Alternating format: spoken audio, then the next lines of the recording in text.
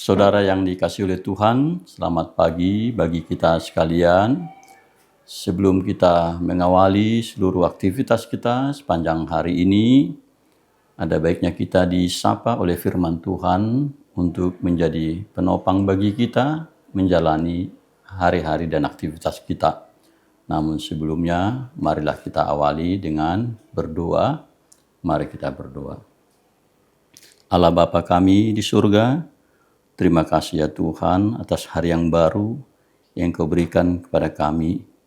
Sebelum kami mengawali seluruh kegiatan, aktivitas kami sepanjang hari ini, biarlah kiranya firman-Mu menyapa kami, agar kami sepenuhnya dituntun oleh kebenaran firman Tuhan.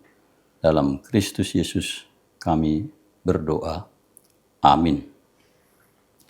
Saudara yang dikasihi oleh Tuhan, firman Tuhan yang menjadi dasar perenungan kita pada hari ini tertulis di dalam 1 Yohanes 2 ayat 1 yang berbunyi demikian.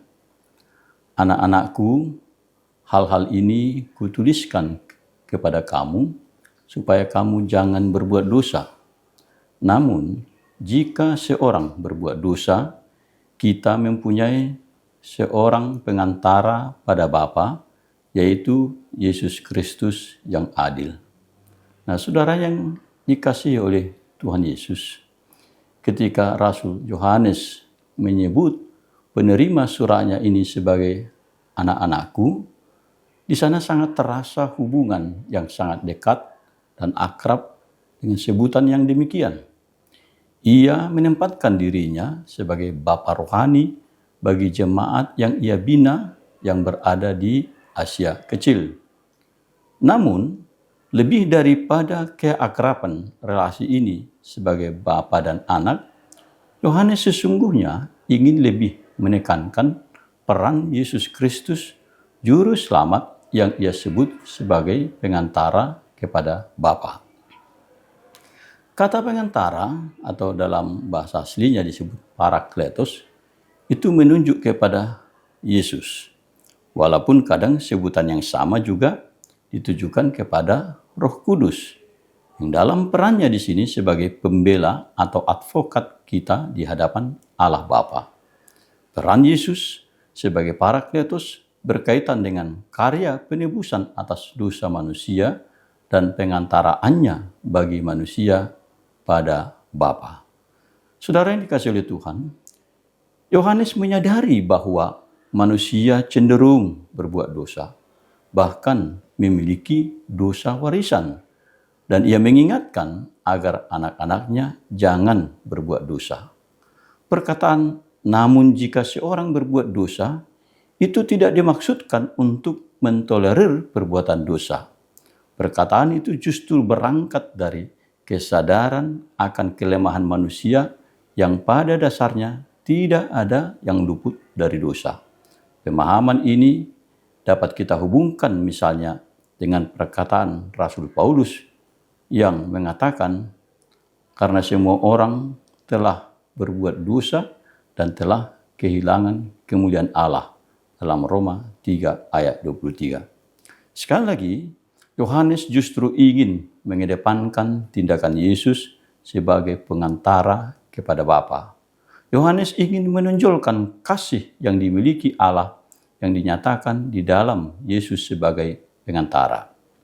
Saudara yang dikasihi Tuhan, ketika hidup yang kita jalani tidak selalu merupakan jalan yang lurus, dan ketika arah yang kita tempuh ternyata merupakan arah yang menyesatkan, maka kemalangan yang lebih besar adalah bila mana kita tidak tahu jalan pulang. Sama halnya ketika kita melakukan kesalahan dan pelanggaran dan kita harus menerima hukuman, maka kesedihan dan kemalangan terbesar adalah bila mana kita tidak menemukan seorang pun yang dapat membela kita. Dunia tidak dapat kita harapkan untuk membela kita, sebab dunia justru cenderung menjauhkan kita dari Tuhan dan menggoda kita untuk melanggar kehendak-Nya. Namun, Yesus tidak membiarkan kita terhukum mati oleh pelanggaran dan dosa kita. Karya penyelamatannya dan kasih karunia-Nya tidak dapat dibatalkan oleh pelanggaran dan dosa kita. Pernyataan senada dikemukakan oleh Rasul Paulus kepada Timotius. Jika kita tidak setia, Dia tetap setia karena Dia tidak dapat menyangkal dirinya. Dalam 2 Timotius 2 ayat 13. Saudara yang dikasihi oleh Tuhan, ketika kita akan mengawali seluruh aktivitas kita hari ini, tidak ada jaminan bahwa kita akan steril dari kemungkinan berbuat dosa dan melakukan kesalahan. Namun, dengan senantiasa mengarahkan hati dan pikiran kita kepada Yesus, kita akan ditolong dan dilindungi dari segala kuasa dosa dan pencobaan.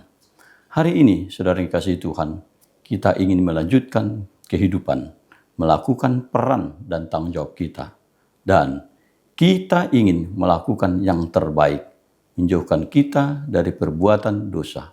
Oleh karenanya, mari mengarahkan diri dan fokus pada Yesus yang akan menuntun segenap aktivitas kita. Amin. Kita berdoa. Terima kasih ya Tuhan atas sapaan firman-Mu, firman kehidupan. Kiranya firman-Mu akan menuntun kami senantiasa dan terus untuk mengingat dan menyadari bahwa kami memiliki Tuhan yang menjadi pengantara kami kepada Bapa. Berkatilah aktivitas hari ini bagi anak-anak-Mu ya Tuhan, dan Engkau kiranya menuntun segenap kepada kehendak-Mu saja. Topang ya Tuhan mereka yang bergumul, yang mengalami berbagai persoalan kehidupan. Engkaulah kiranya yang menjadi penopang kami, bahkan pengantara kami, yang memberi kami kelegaan.